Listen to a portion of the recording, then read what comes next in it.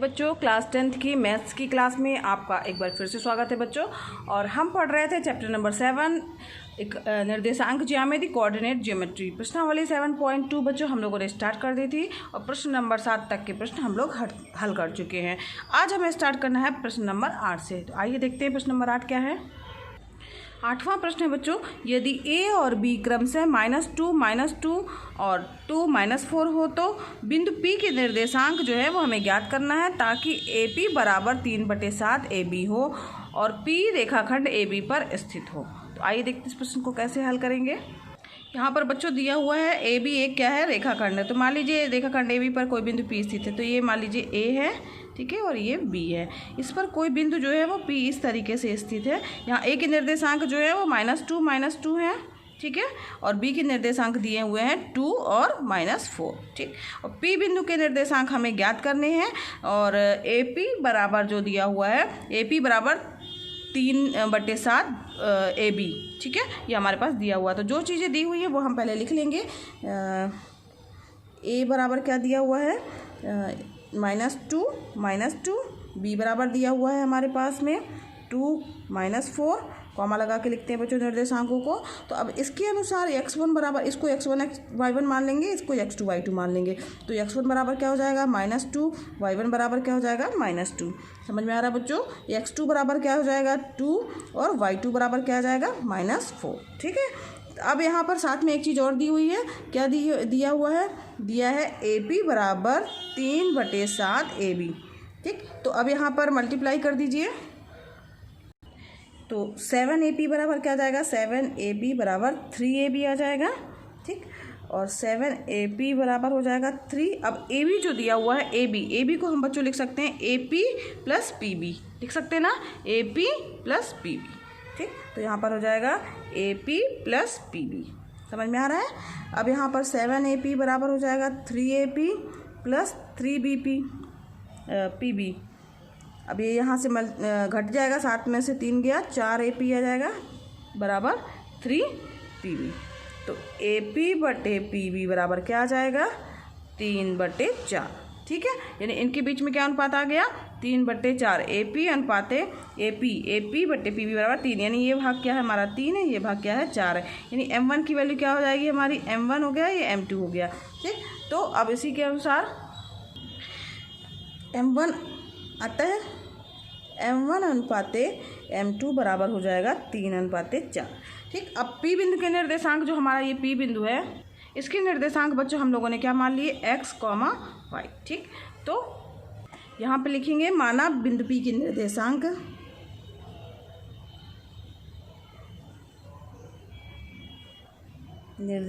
क्या है, x, y है।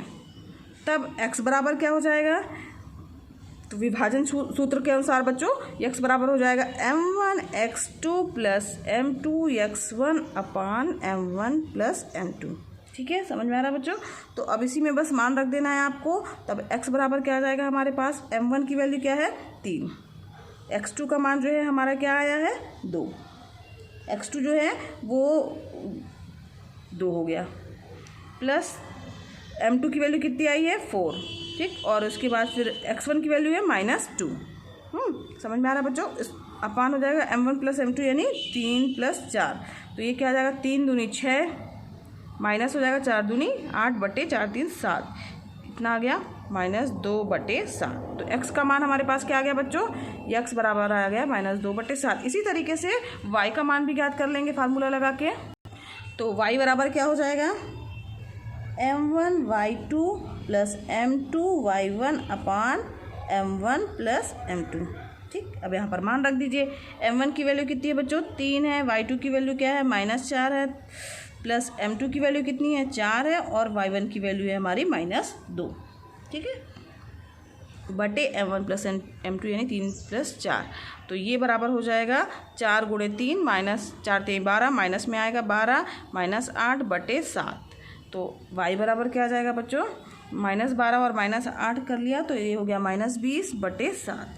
तो ये y के निर्देशांक हो गए। तो अतः P बिंदु के निर्देशांक क्या हो जाएंगे, ये यहाँ पर x की वैल्यू हमें ज्ञात हो गई है, ये y की वैल्यू ज्ञात हो गई है। तो लिख दीजिएगा अतः P के निर्देशांक, उत्तर आप अलग से लिख दीजिए।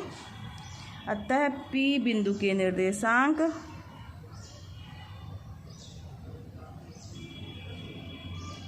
क्या होंगे, -2/7 -20/7 होंगे। ठीक है, ये इसका आंसर हो गया। समझ में आ गया बच्चों आप लोगों को। आगे बढ़ते हैं क्वेश्चन नंबर 9 की ओर। 9वां प्रश्न है बच्चों, बिंदुओं A -2, 2 और B 2, 8 को जोड़ने वाले रेखाखंड AB को 4 बराबर भागों में विभाजित करने वाले बिंदुओं के निर्देशांक ज्ञात कीजिए। तो हमें इन्हें 4 बराबर भागों में विभाजित करने वाले बिंदुओं के निर्देशांक ज्ञात करने हैं। आइए देखते हैं इस प्रश्न को किस तरीके से हल करेंगे। तो चूंकि 4 बराबर भाग चाहिए बच्चों, तो हमने एक रेखाखंड AB ले लिया है। तो हमने एक बिंदु M लिया। ठीक है, ये M बिंदु इस तरीके से लिया कि ये A और B को 2 बराबर भागों में बांट रहा है। 2 बराबर भाग से मतलब है कि AM बराबर है MB के। समझ में आ रहा है बच्चों। फिर इसके बाद हमें 2 बिंदु और चाहिए हैं। तो हमने ये बिंदु L ले लिया और यहाँ पर बिंदु N ले लिया।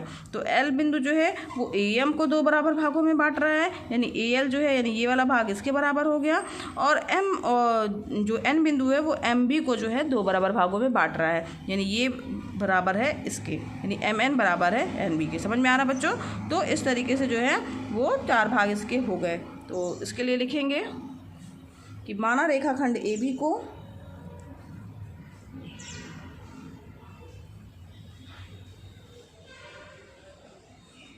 M जो है 2 बराबर भागों में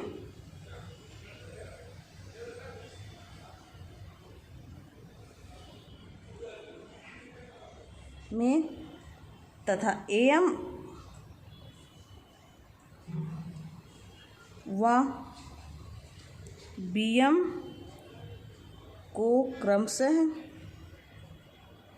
L व N 2 बराबर भागों में बांटते हैं।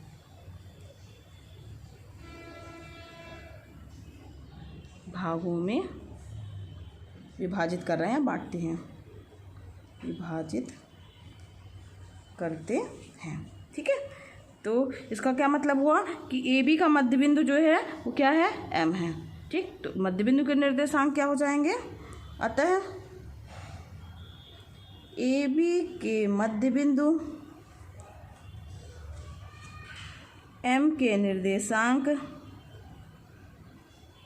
यहाँ पर देखो बच्चों ये A और B के निर्देशांक दिए हुए हैं। A के निर्देशांक है -2 और 2 और B के निर्देशांक दिए हुए हैं, B जो है उसके निर्देशांक दिए 2 और 8। ठीक, तो अब ये 2 बिंदुओं के निर्देशांक दिए हैं और हमें मध्य बिंदु याद करना है जो M है। तो मध्य बिंदु के निर्देशांक क्या होते हैं, x1 + x2 अपान 2 और y1 + y2 अपान 2। तो इसके अनुसार बच्चों क्या हो जाएगा, ये हमारा x1 हो जाएगा, y1 हो जाएगा और ये हो जाएगा x2 y2। ठीक है, समझ में आ रहा है बच्चों। ये हमारा x1 y1 हो जाएगा और ये हो जाएगा x2 y2। तो अब इसके अनुसार बच्चों क्या हो जाएगा,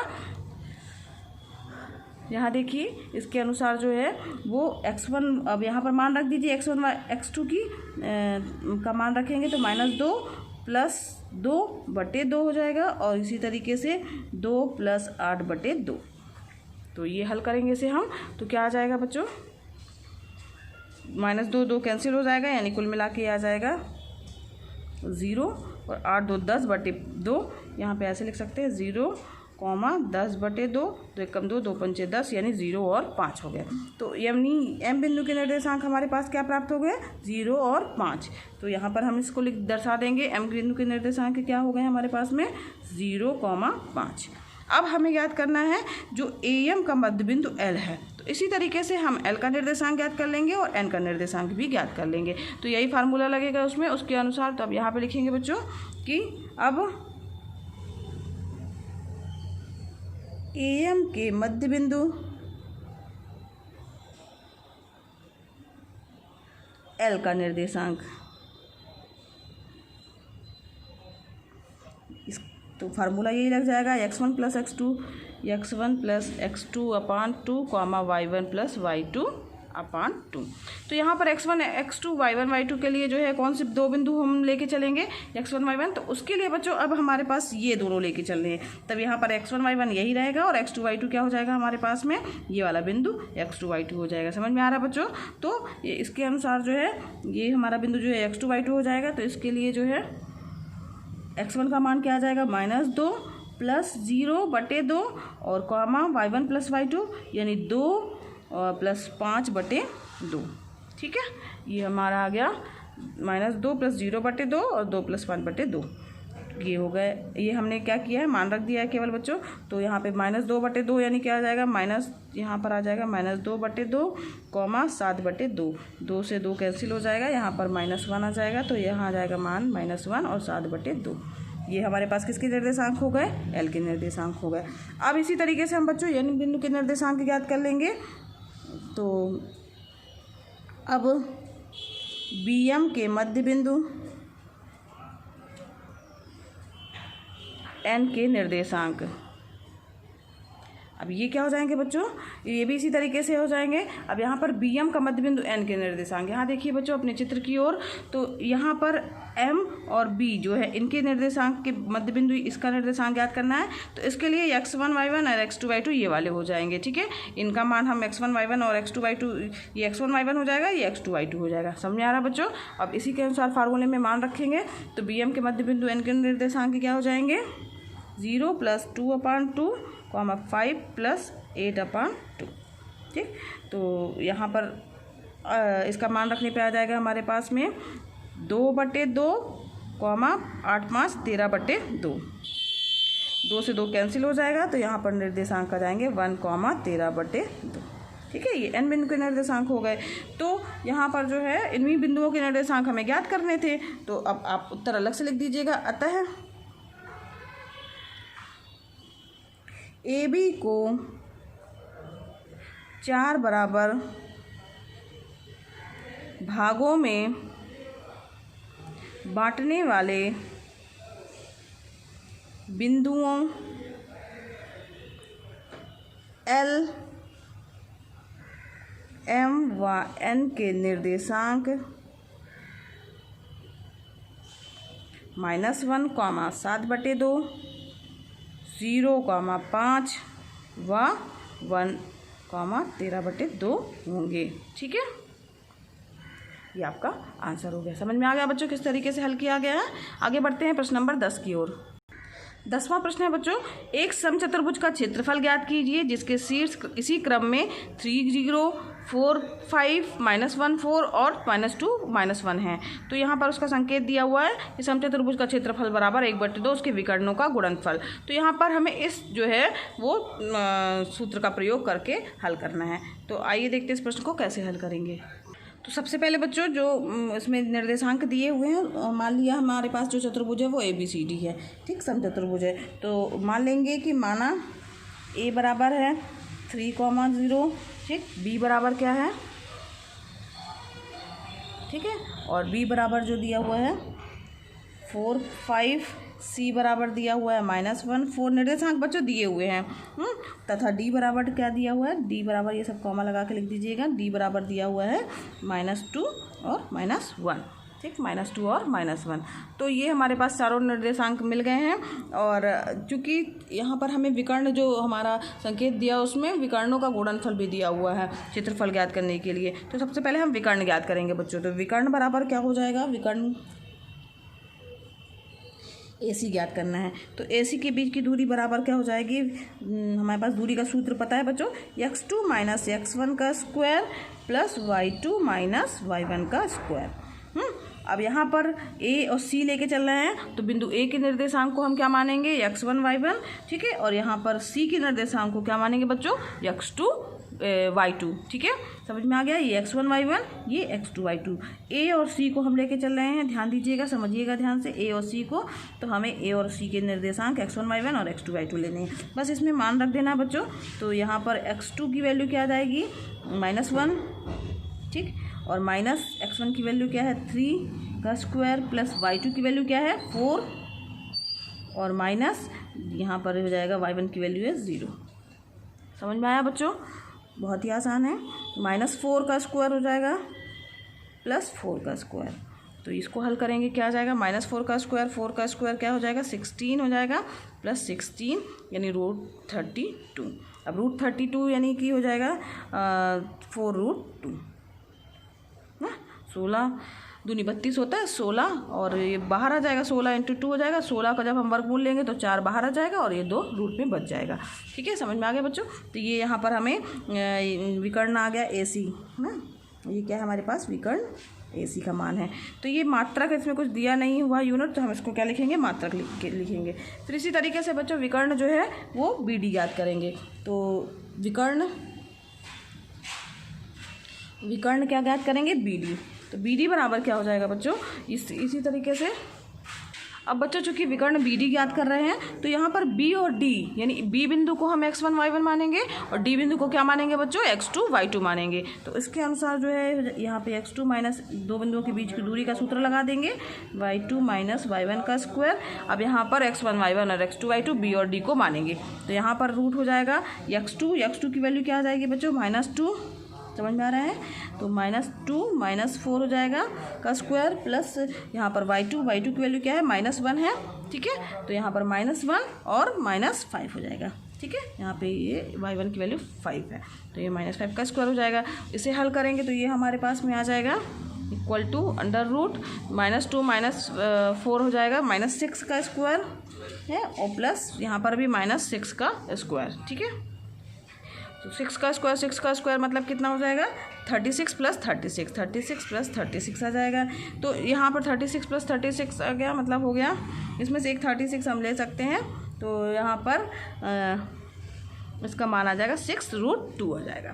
ठीक, 36 का ले लिया हमने कॉमन, तो 36 का 6 जो है वो बाहर आ जाएगा, 1 + 1 यानी √2 आ जाएगा आंसर। तो इस प्रकार हमारे पास में बच्चों किसका मान ज्ञात हो गया है, AC का मान भी पता चल गया है और BD का मान भी पता चल गया है। तो जो हमारे पास सूत्र दिया हुआ है संकेत में, उसके द्वारा हम अब समचतुर्भुज का क्षेत्रफल ज्ञात कर लेंगे। तो यहाँ पर फार्मूला लिखेंगे समचतुर्भुज का क्षेत्रफल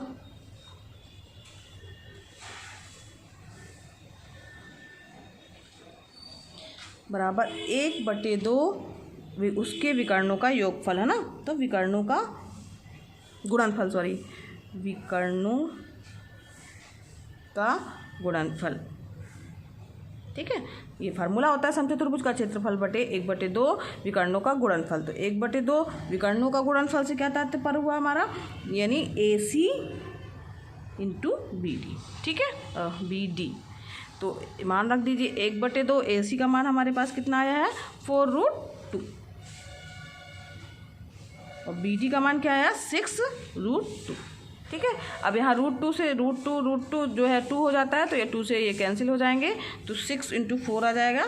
तो यहाँ पर क्या आ जाएगा, 24 आ जाएगा, इक्वल टू 24।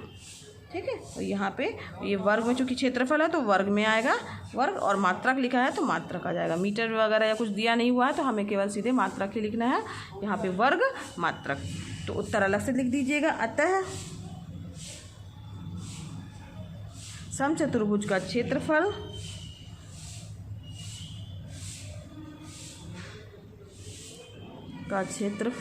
कितना होगा, 24 वर्ग मात्रक होगा। ठीक है, उत्तर के बच्चों अलग से नंबर रहते हैं तो आपको उत्तर लिखना अलग से ज़रूरी है। तो इस प्रकार बच्चों प्रश्नावली 7.2 आज यहीं से समाप्त हुई। और बच्चों अगर मेरा पढ़ाना आपको पसंद आ रहा हो तो वीडियो को लाइक कीजिए। अगर आपने अभी तक मेरे चैनल को सब्सक्राइब नहीं किया है तो सब्सक्राइब भी कीजिए, साथ ही बेल आइकन भी दबाइएगा बच्चों, ताकि आपको नए वीडियोज़ का नोटिफिकेशन मिलता रहे। और बच्चों ये वीडियो क्लासेस जो है वो एकदम निःशुल्क है, आप भी इसका लाभ लीजिए और दूसरे बच्चों को भी शेयर कीजिए, वो भी इसका लाभ ले सके। धन्यवाद बच्चों, मिलते हैं नेक्स्ट वीडियो क्लास में।